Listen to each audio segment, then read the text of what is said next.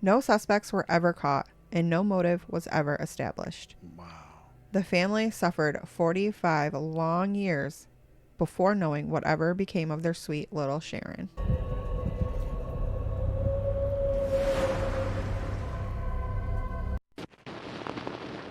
All right, what's up, everybody? I'm James. I'm Crystal. And this is Our Killer Obsession. All right, quick reminder, we are on all your podcasting platforms, so if you want to listen on the go, you can do that wherever you get your podcast. And also, we have a suggestion email link in the description. So please, if you have any suggestions, click that link down there and leave them in the email. Okay, today I'm bringing you the story of Little Miss Nobody. She was a little girl found in the Arizona desert that was not identified for almost 50 years. Wow. On July 30th, 1960, Russell Allen, a schoolteacher from Las Vegas, Nevada, was vacationing near Wickenburg, Arizona. The area of Wickenburg is mountainous with lots of valleys and washes and great for rock hounders and collectors. Russell was a rock hounder exploring a desert wash area for rocks to decorate his garden, about 30 miles from Wickenburg off of the I-93, which is like the main highway to Las Vegas. As Russell was exploring, he stumbled upon a very grisly discovery. While walking the wash, he noticed some bright colors among the red and orange rocks and dirt in the wash. As he got closer, he found a heartbreaking discovery: the body of a small child, half buried in the sand and rock of Sand Wash Creek. The body was dressed in red shorts and a blue button-striped shirt. Her nails were painted red, and she was wearing adult flip-flops that had been cut to fit her tiny feet. That's odd. That is odd. They took very good care of how she looked, but random flip-flops. The forensic pathologist who performed the autopsy determined that the body was that of a white girl, most likely between the ages of 5 and 7 years old, 3 feet 6 inches to 4 feet 5 inches in height, and likely weighing 50 to 60 pounds. The child had been dead for between 1 and 2 weeks prior to the discovery of her remains. Her hair color was brown, possibly having been tinted or dyed auburn, and she had a full set of intact baby teeth described as being in markedly good condition. Okay. So it sounds like not an abused child, somebody well taken care of. Yeah. The actual cause of death of the child was never determined by medical examiners. Although her death was officially declared a homicide, unable to determine the actual cause of death, the forensic pathologist was able to definitively state the decedent had not suffered any puncture wounds or bone fractures either at the time of their death or during her lifetime. Okay. Yeah, so she wasn't abused. Yeah. Because usually abused kids do have like the old fractures that are mid healing, and the new ones and old ones. Because she had been in an advanced state of decomposition at the time of her discovery, creating a composite drawing of her features was not possible. With active assistance from the local media, private citizens, and later the FBI, the Yavapai County Sheriff's Office worked tirelessly in their efforts to discover the decedent's identity. An All Points bulletin was initially broadcast across the sheriff's radio and teletype networks following the discovery of her body. Teletype networks meaning like telegraphs, like old-timey letters. Yeah. This is before internet times. Right. Numerous child predators were subject to prolonged interrogations, and the sheriff's office also received dozens of letters, phone calls, and telegrams in response to their nationwide public appeal for information in their efforts to discover the child's identity. Any possibility she had been any known missing young girl was investigated and discounted. Arizona is a big desert area with a lot of random people living in the desert, a lot of predators, a lot of travelers in general just passing through or whatever. Right. So a lot of different types of people out there to talk to. And I'm sure a lot of missing kids, but this was a time when their government agencies didn't speak to each other. They didn't cross state lines, so it was really hard to connect any other stories. Yeah. Witnesses in the area that day described seeing a family walking near the area where Little Miss Nobody was found. They stated the family had 2 young girls with them, one possibly dressed in similar clothes as Little Miss Nobody. Police suspected that it may be a family of transients and interviewed families in the area, but nothing came of it. So also probably a lot of immigrant families in the area too, crossing from Mexico. Yeah. As numerous leads were pursued and discounted in the months following the child's discovery, Yavapai County Sheriff Jim Carner, Deputy County Attorney George Ireland, and other local law enforcement personnel expanded their search radius, ultimately traveling hundreds of miles via air and land in efforts to discover her identity. So they were really expanding their search all across America, now trying to find any other missing kids that it could possibly be. One of those possible missing children was Deborah Jane Dudley, a 4-year-old girl missing from Virginia. But her body was later found in southern Virginia in 1961, and she had been murdered by her parents. So it was not her, but they thought it might be her based on the description and the size of the child. On August 8th, 1961, Sheriff Kramer led a party of law enforcement officers and camera crew to film the location where the child's body had been found. Later that afternoon, Sheriff Kramer and Yavapai County Attorney George Ireland presented evidence, including the adult-sized rubber sandals, which had been cut to fit the child's feet, to the media, with Sheriff Kramer stating, "Somewhere there is someone who has the answer that we have been looking for. Maybe this will be the thing that will bring that person forward." The footage of the scene and the interview with Sheriff Kramer was later broadcast on television in hope fresh leads towards establishing the identity of the child would ensue. Although the program brought no significant new information, unfortunately.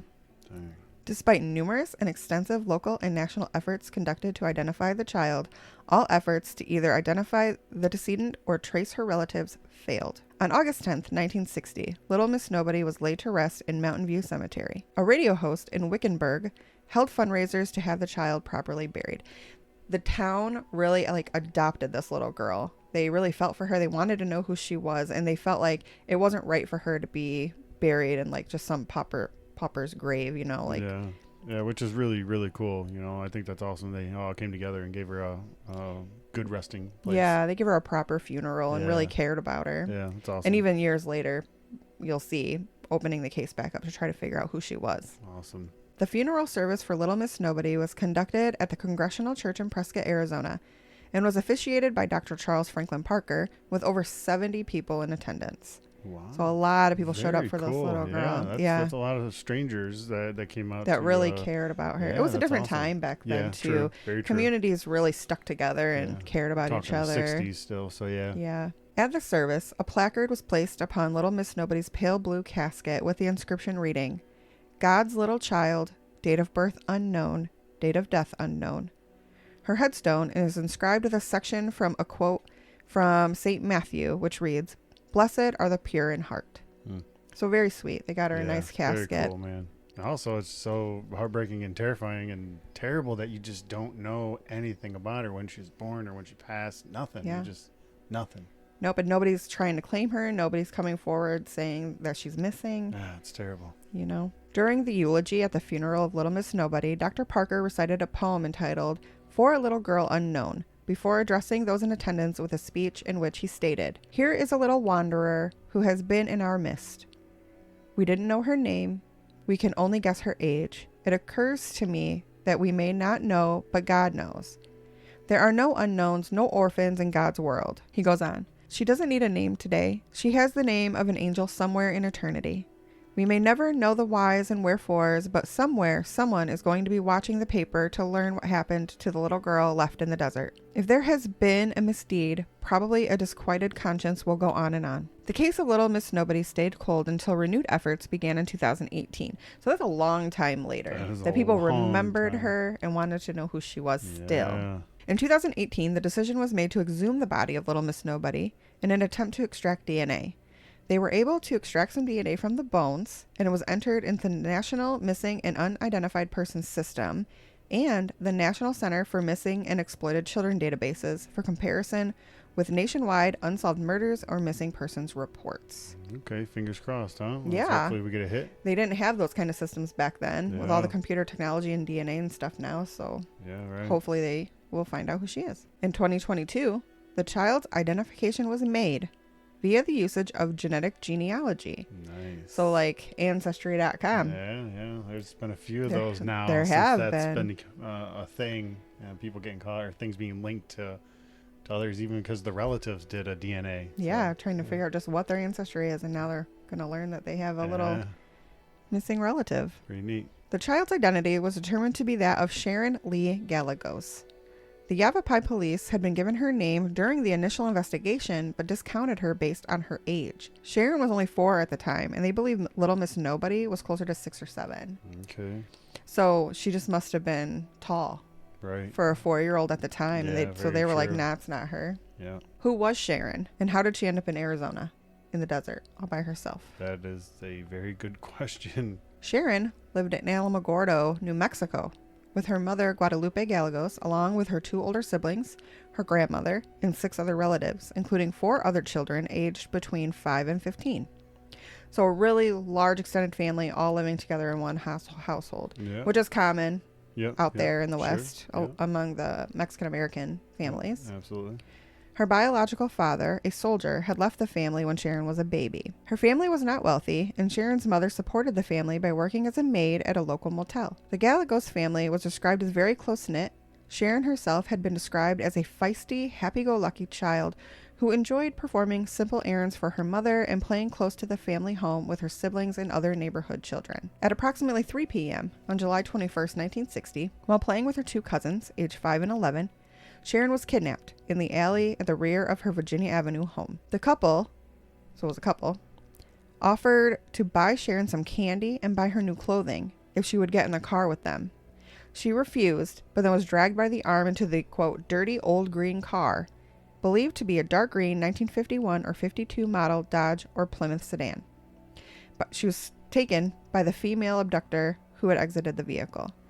The woman was described by the witness as a short, heavy-set individual in her 30s with dirty blonde hair, and the man was described as fair, thin, Caucasian with a long nose and straight, sandy-colored hair.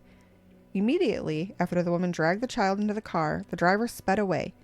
The vehicle was last seen turning west onto 5th Street at a very high speed. The child witnesses to Sharon's abduction immediately reported the incident to her mother, who in turn immediately notified authorities. Within 1 hour, police had set up roadblocks at the Texas-New Mexico state border, ultimately searching numerous vehicles of the same description described by the witnesses at the roadblocks. This tactic failed to apprehend the abductors. Well, I think, obviously, she ended up in Arizona in the desert, so the roadblock was at the wrong state line. They went the other way. They went the other way. Man. Authorities believe the couple who kidnapped Sharon had been actively stalking her for days, if not weeks, before her actual kidnapping. Oh, that's terrifying. That's very terrifying. Wow. There has been many witnesses, actually, who have seen them. Oh, wow. On Sunday, July 17th, a couple were observed in a distinctive dark green sedan car with 2 other children, one a freckle-faced male and one small female. That day, Sharon and her mother had attended church service. Following the service, the female abductor had asked several attendees questions pertaining to Sharon and her mother. That's very strange. That's creepy. That's strange. Right? So she followed them to the church and was asking other attendees about her and her mom. A different time, though. We're talking 60s still, right? Right, and people weren't as suspicious of each other. Yeah. Sharon's mother later stated that her daughter's behavior had changed in the days immediately prior to her disappearance. The child became increasingly nervous and wary and suddenly stopped wanting to get groceries for the family from the local grocery store, an errand she particularly enjoyed. This was a time you could send your kid with like a note down to the store, like, give me milk, bread, whatever, and I'll pay you on Friday. Wouldn't have to worry about a thing. Right, and that was her favorite thing to do, apparently, was to run to the store for her mom. She also became visibly upset whenever she observed the same distinctive dark green car near her home or places she visited, asking relatives to pick her up and carry her past the vehicle. That's weird. That would make me suspicious. I mean, that would, spark my curiosity. Yeah, like why is my child scared of this car? Yeah.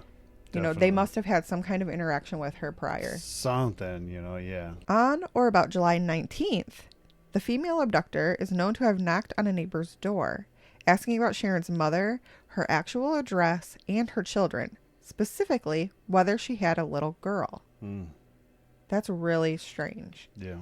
But this was a different time. Yeah. The woman also claimed to the neighbor that her reason for asking about Sharon's mother's current social and financial situation was because she wanted to offer her a job. Okay. So we didn't have really internet want ads. There wasn't like a way to get a job. And if she is a maid in a hotel and she's the only person bringing in income, this probably seems like a good opportunity to the neighbors, right? So they're going to give them all the information to try to help. Be helpful. Yeah. At the time of her disappearance, Sharon was only 2 months shy of her 5th birthday. She was approximately 3 feet 6 inches tall and had light brown hair. She was last seen wearing pink shorts and white shoes. No suspects were ever caught, and no motive was ever established. Wow. The family suffered 45 long years before knowing whatever became of their sweet little Sharon. That is wild. That is terrible. Right? So her mom never knew whatever happened to her, never knew she was found. That's wild. Yeah, that's really sad. Sharon Lee Gallegos was reburied in the grounds of St. Francis de Paul Catholic Church in Tuscaloosa, New Mexico on October 25th, 2022. The child was laid to rest in the same grave as her mother and grandmother, following a small ceremony attended by the surviving family members and relatives, all born after her death. The choice of her final burial place was made by her family members. Very cool. Yeah, that's very sweet that they went and got her and brought her home and gave her Yeah. back to her mama. Yeah, very, very cool, man. At least she got to be back with her family in the end. You know? Yeah. I wonder how many other stories are out there like this, though. You know, back Yeah. then, before all the technology and before the other police companies, they all talk to each other. Yeah. There's just so many unknowns. Yeah, for sure. And I guess sometimes it's easy nowadays to be a little angry with all the technology we have sometimes and be like, there's too much. But then again, there's the other shoe where it's like, I wish we had some of this technology back then to where, you know, something like this could have been broadcasted out so fast and maybe that perimeter would have been set up and they, you know, possibly could have caught them. Yeah, and we didn't have DNA back then either because Yeah. they were told of Sharon. Yeah. And instead of saying it's not her because height-wise, whatever, her age doesn't match, they could have just DNA tested tested. the mom and tested the remains and something. Yeah, but we had to wait 45 years before that was possible. Oh, that's wild. Yep. Well, hey, at least in the end, they all got closure and she got to And she's rest in home. peace with her family. So, you know, that's awesome. Yeah. So that is the very tragic story of Little Miss Nobody. Just a reminder real quick, you guys, if you are watching us on YouTube, please smash that subscribe button, hit that thumbs up. A lot of you are unsubscribed watching our channel, and it would really help the algorithm catch a hold of our show and push us out and help us grow. Also, don't forget, we have a link in the description, so that way you can leave any suggestions about the show or any cases right there. Go down there, click it, leave your suggestions. We'll see you guys next week.